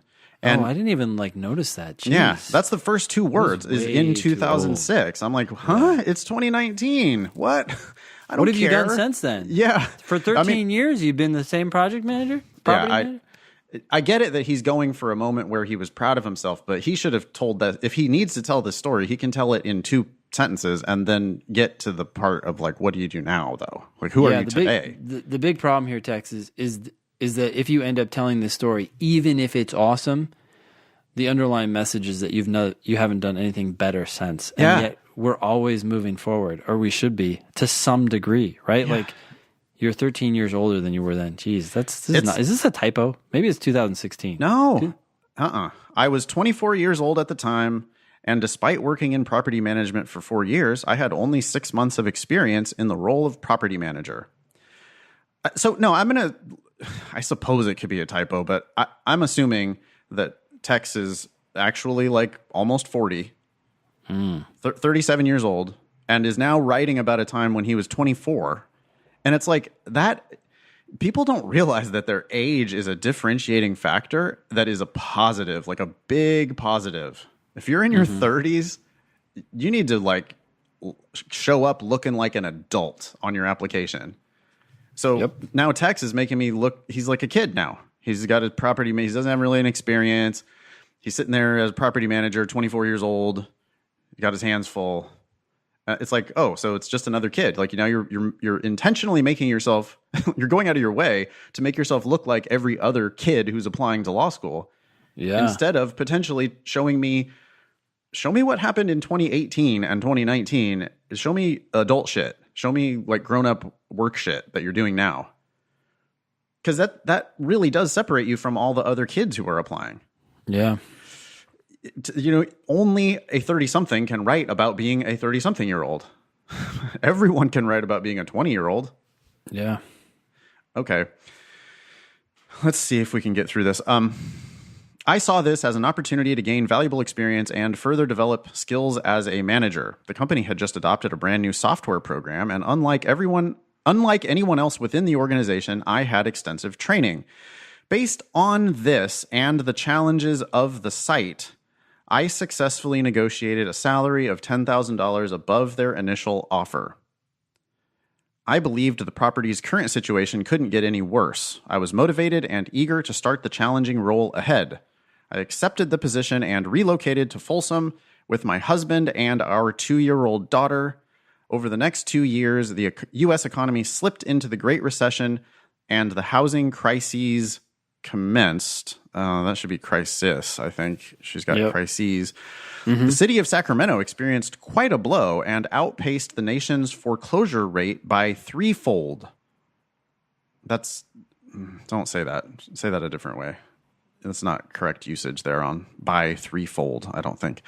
Many of the homeowners and renters in our immediate area began losing their jobs. As housing values crashed, many homeowners, blah, blah, blah. Okay. This is still text about something else. Yeah, Tex, where are you in this personal statement? I'm getting 2 paragraphs about the housing crisis of 2006. And this is strange. The only I sentence that's active, like, this is what I did. Like, you said you saw an opportunity.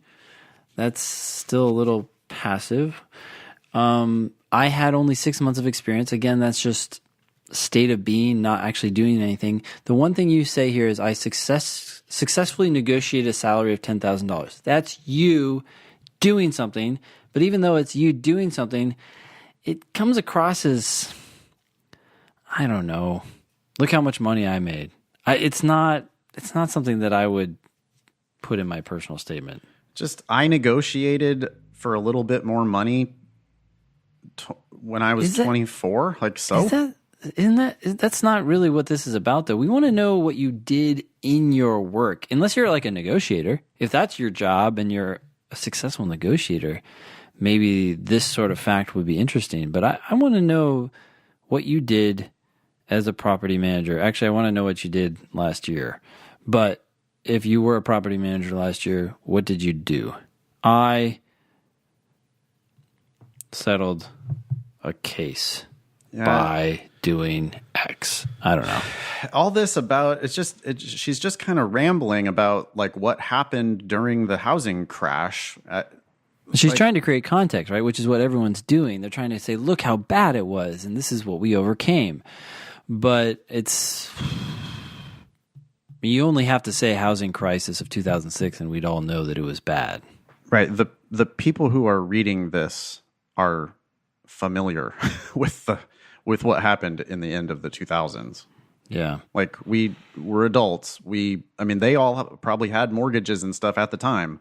So they know what's going on. Like, you're not writing this for a 20-year-old who doesn't know about the housing crisis. You're writing this for an adult person who definitely went through all of this stuff too. Yeah. So you're just telling me things I already know, which is just, it's kind of insulting, honestly, right? It's like, just, well, why are you boring me with shit I know about? Yeah. I mean, I think she's trying to say, look, this city, or the city of Sacramento, was so much worse. But the problem with this is it's still just, we get it. It was bad. It's kind of like saying someone was $1 million in debt versus they were $100 million. It's all just like a lot of money. Like, it doesn't necessarily change things a whole lot. We need to get either don't tell this story at all, or tell me you doing things about it, because otherwise I just don't care. I'm here to learn about you and what you do. I'm here to learn about your skills and your experiences. I guess this is an experience that you went through, but there's nothing unique about it. It's not special. Everyone went through this. And I don't know. Okay. I quickly realized. Hey, sorry, go ahead. random. Yep. Sorry. Tex, you do say one other thing that you did do. You said, I accepted the position and relocated with my husband and our 2-year-old daughter. Even though this is not necessarily a fact that you might ultimately want to keep, it still is something to me that speaks to you as a person. Like, I read this and I hear, oh, she got a job, she took action, she got other people on board, her husband and her daughter, and they're like, let's go. This is proactive. Like, it speaks. It's funny because it's just a fact, but it says something about you in the way that none of these other sentences are saying anything about you positively. I mean, I'm not saying they're saying anything negative. They just don't say anything at all. Whereas that sentence actually tells me, wow, you're this proactive person who's going out and doing things. It's the power of I did X. Okay. Yep. I quickly realized that we would not meet our occupancy goals given the current labor and housing climate. Significant changes to our existing operation would need to be made to account for the new rental environment. I worked with our director of operations to adjust our qualifying criteria to allow for exceptions to those affected by the housing crisis. I made additional creative suggestions, such as the acceptance of larger pets, which many former homeowners had. As more people met the new qualifying criteria, we stayed on track and began to hit our occupancy targets with ease. See, now we're getting somewhere, Ben. We are. This is much better because this is you doing something and winning. Yep. You can, like, the entire first 2 paragraphs could probably just go, and you could start with start much more like this. I wouldn't even mind, like, I accepted the position and I moved my family, because that says some other things too about you. You have responsibilities that other people don't have. And then this is the job that I had. But then we hit the crisis and here's what happened. That's 2 sentences. And then you're right into this. Nothing about they were supposed to be condos and ended up being like, that's so irrelevant. It has nothing to do with you. Yeah. All this stuff has to do with you. Like, you're coming up with creative solutions and you're successful, and that's what I want to hear about. Okay, so when you started hitting your occupancy targets, this allowed the opportunity to begin charging ancillary fees, such as pet rent, to increase our monthly income. As our occupancy began to exceed our target, our rents increased and outpaced our competition in the market. During my first year on site, I managed through significant property construction, became well-versed in mold and hazmat remediation, met aggressive occupancy and rent growth targets, and found creative ways to overcome obstacles. Yeah, Tex, no more semicolons for you, ever. No more lists, too. People do this all the time. Lists are boring. They're boring. Like, pick one of these things and talk about it. Yeah. In detail. Totally, yeah. Mm-hmm. Right. What did you do for mold and hazmat remediation? The fact that you became well-versed in it doesn't really tell me anything. It doesn't make me go, oh, sweet, I want you in law school. Like, right. That's okay. You learned on the job somehow. I don't know. Anyway. Yeah. At our annual company meeting, I accepted the Rookie Property Manager of the Year award with a great sense of accomplishment. I don't want you to be a rookie. I want you to be a killer. Rookie doesn't say killer. Also, you telling me how you have a great sense of accomplishment about the Rookie Property Manager of the Year award. It just sounds like minor league. It doesn't. It sounds like something out of The Office, honestly. It diminishes your actual achievements to talk about this award. It does. Yeah. That's not helping you at all. Yeah. It's having the exact opposite of its intended effect. So just to go back here, this second sentence, right, in this paragraph, I worked with our director of operations to adjust our qualifying criteria to allow for exceptions for those affected by the housing crisis. It's a little wordy, it's a little long, but it's you doing stuff. That's professional. I accepted the Rookie Property Manager year award of the year. It's like, now I'm looking at you up on stage and smiling, and it's just not you doing work and getting shit done. That's what attorneys get rewarded for. Yeah, the person I want in my law school is the one who doesn't have time to go to this stupid award ceremony because you're too busy out there like negotiating a new deal. Yeah.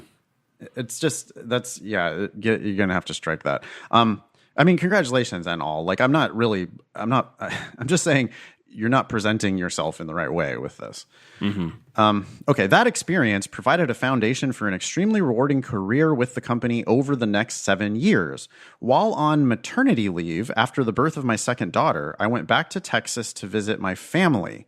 I received a phone call from my boss offering me the opportunity to transfer to another site that was struggling to meet its operational goals. Wow, is that so many words that it's not really telling me anything? Like, I think text is like picking up on something that we said like a long time ago. We talked about if you say that you got promoted or something, it shows that other people see your success. But I feel like that was a situation where it was like one sentence and it's moving on to your next job, and now you're going to tell us what you did at your next job. I feel like this is more like way too much talking about getting the job, getting the award. Yeah, she got the job offer, and now we're like having to picture the moment where she gets the phone call about a promotion. It's like, what? Just talk about the new job. Like, but my success is I was promoted 2 years later, and boom, here's what happened. I don't need you going to Texas to visit your family and receiving a phone call. While on maternity leave.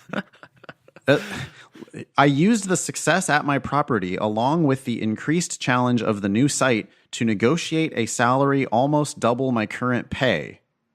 There's that salary negotiating again. That's not doing anything for you. Just show us the increasing responsibility, and you can leave the money out of it. Yeah. When I got off the phone, my stepfather looked at me with amazement. Here I am at 26 years old, making more than my parents' salaries combined and being courted by a job offer despite not actually being on site for a few months. I had to admit, after seeing his reaction and letting the moment sink in, I was proud of myself too. Just purely telling. I'm not learning anything. You got to talk about your job, Tex. I want to hear about this job. I want to hear what you did. I want to hear about, like, show me you meeting these new operational goals at the new site. That's all I want to know about. I think there's something here with the salary that could be said, but the way it's being said right now, it just comes across as trying to be humble but bragging. Like, I don't know how to describe it. Like, the feeling I have here is that it feels like Tex is trying to say this humbly, but it doesn't come across that way at all. It just seems like... Yeah, a little braggy. Yeah. Like, comparing yourself to your parents, like making more money than your parents. It's awkward. And also, it's all just like, she's now 26. Like, we're only 10 years in the past now. That's not where we want to be. Is this the pinnacle of your career? Yeah. Right? Last paragraph. As I pursued my career, my husband stayed at home with our children and completed his undergraduate degree. We both found our roles extremely rewarding, yet after the birth of our son, I made the transition to be a stay-at-home parent as he began to pursue his career goals. Oh, I see. We relocated from California back to my hometown, Austin, Texas. That's a terrible semicolon there. I used this opportunity to return to school and complete my undergraduate degree. I easily applied my experience in the working world to classroom lectures. I'm not sure what that means. As a non-traditional student, I absolutely loved every moment of my college experience. I've spent quite a bit of time reflecting on my most gratifying experiences. While working in property management, I enjoyed engaging with the risk management and legal team. Each time a new lawsuit occurred or an incident took place, I took great interest in following the nuances of the law and the negotiation process. As the company purchased and sold properties over the years, I found mergers and acquisitions fascinating. That's telling. As a participant on the student-managed investment fund in college, I enjoyed learning the ins and outs of investing and evaluating a company's performance. Most of all, I have taken a strong interest in asset management and wealth preservation for individuals. In my legal studies, I plan to explore estate law and corporate finance law. I am confident that as I complete law school, I will be able to gain exposure and experience in these areas of personal interest and turn them into a valuable and rewarding career, just as I have done in the past. Kill that whole last sentence. I hate it. Yeah. Well, a lot of this last paragraph is just telling. Okay. So I guess we're understanding a little bit better now why you decided to talk about something that took place a while ago, because you haven't done stuff recently. Although I think Anne Levine would still say, hey, look, there's still a lot of learning that can take place from raising children, or doing other things in your life now that help you grow. Yeah, I don't really want to hear about that stuff, though. I mean, unless you're like really, I just want to hear you like winning. I want to hear you like taking action, doing shit. If you're organizing the PTA, then yeah. But if it's just like, I've learned so much from my daughter, I don't need to hear about that. Yeah. So I think here, maybe one thing she could do is probably just jump right to the second job. And if she did like the risk management and legal teams, what did she do with them? Just tell us about like things that you did, and drop the 2006. You could just talk about these. Absolutely. Just say, totally. This is what happened. Not put a time on it. Yep. Leave the years out of it. Don't talk about, leave. You don't need to be, it's almost like, she feels, vulnerable or something. Like she feels like she has to make excuses, kind of, like explaining why she hasn't been in the workforce for 10 years. Yeah. I don't think you even need to talk about that. Just talk about you kicking ass at your job. I would maybe want to hear more about this student managed investment fund in college, depending on how much money you're actually managing and what you're doing with it. I could see myself getting interested in that story if you make yourself look really successful. Yeah. I don't need to hear you talking about how you absolutely loved your college experience. It's just like, it's so telling. Last thing here, Tex, at least stylistically, from me, I would say that for all your love of semicolons, you apparently have a distaste for commas. Throughout, maybe her keyboard's broken. Yeah, well, it's not just that your semicolons need to be replaced with commas, but you're missing commas throughout. Like, just looking at your last sentence, which should be cut anyways. Let me give you this example. You say, I am confident that as I complete law school, comma, you need a comma there, but you don't have a comma. I will be able to gain exposure and experience in these areas of personal interest, blah, blah, blah. You do that throughout. It's like you have these... It's a little breathless, right? Like come together. Yeah. If you read it out loud, you might notice that you're just like losing your breath. That means that your sentences are too long, and you need to tighten them up generally, and use some commas to give a little breathing room. Same here. When you said, when I got off the phone with my stepfather. Oh, when I got off the phone, I actually just read, I just read it wrong. When I got off the phone, comma, you don't have a comma there. My stepfather looked at me with amazement.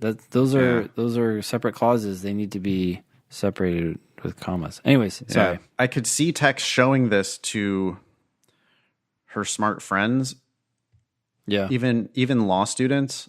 Mm-hmm. And I could see people going, yeah, it's great. Yeah. But it cool. ain't great. Look at all these units. Look at all these condominiums. Yeah, it is not great. I mean, I think Tex has a lot to work with, but she's not focusing on the right stuff. She needs to cut out a lot of the fat here, spend more time talking about her experiences and especially her successes. Yeah. I don't need you visiting your family, like your parents. It's making yourself look like a kid. I don't want you to be a kid. I want you to be a grown-up. So if you just talk about your job and kicking ass at your job, I mean, honestly, you could write 2 pages about what happened in 2006. Don't say 2006. Talk about that first situation, the very unique one. I mean, obviously, don't say that, but just say, here's an accomplishment. Like, here's what I look like when I'm in charge of shit. Here's what gets done. And then you just cut everything else out and you just like, oh yeah, look, she kicks ass when she's got a job. I mean, they're not... Do you think she needs to write an addendum or anything like that, or mention it in the personal statement at all about how she was out of the, you know, she like raised kids and now she's a non-traditional student? Does she need to say that, or is it going to be real obvious? I think it might be, but I don't have a problem with a 3-sentence addendum that just says, I worked for X number of years and then decided to take this role at home, and my husband decided to go work when he was working. It just shows that like that's life. That's, you know, people sharing responsibility for children. And then it could give the reviewer a little context, right? Like very concisely, it's like, oh, okay, you were working and then you were not working and then you decided to go back to school and that's why you're this non-traditional student. I get it. Thank you. I could see that as being helpful as opposed to confusing, because I'm afraid that confusing could, you know, turn them off just subconsciously even. Yeah, I mean, there might be a spot on the application that says if you took a break from college. They sometimes ask that question. Like, can you explain if you have more than a year off or more than a semester off or something like that? Will you explain what happened with your education? So that might be the spot where she can answer the question and say, hey, you know, I'm a little bit of a non-traditional applicant because I raised kids and worked full time. Yeah. That's fine. Like, okay, fine, great. Like they're going to get that. It's not like, oh, you had a drug problem and, you know, or like you were running from the law or something. It's just, oh yeah, okay, people do that. Like they have kids and they go back to school. So that's, you can totally explain that. It doesn't have to be in the personal statement. Yeah. Okay. Anyway, are we wrapping it up there? There we go. Beautiful. Check out our podcast group on Facebook. We got 1,200 plus members over there. Give us a like on Facebook while you're there. Check us out on Instagram. We're at Thinking LSAT on Instagram. You can also find us on Twitter at Thinking LSAT, at nfox, at Olson Benjamin on Twitter. Go to our websites, strategyprep.com, foxlsat.com to learn about our services. Ben teaches live classes in DC. I teach live classes in LA and San Francisco. We do all sorts of online and one-on-one stuff. Go to thinkinglsat.com and sign up for our class coming up in Vegas, March 16th and 17th. Those spaces are filling, so please sign up today. I think that's about it. Anything else you want to talk about, Ben? That's all. Okay. That was show number 182. Thanks all y'all for listening. Nice knowing you. Don't pay for law school.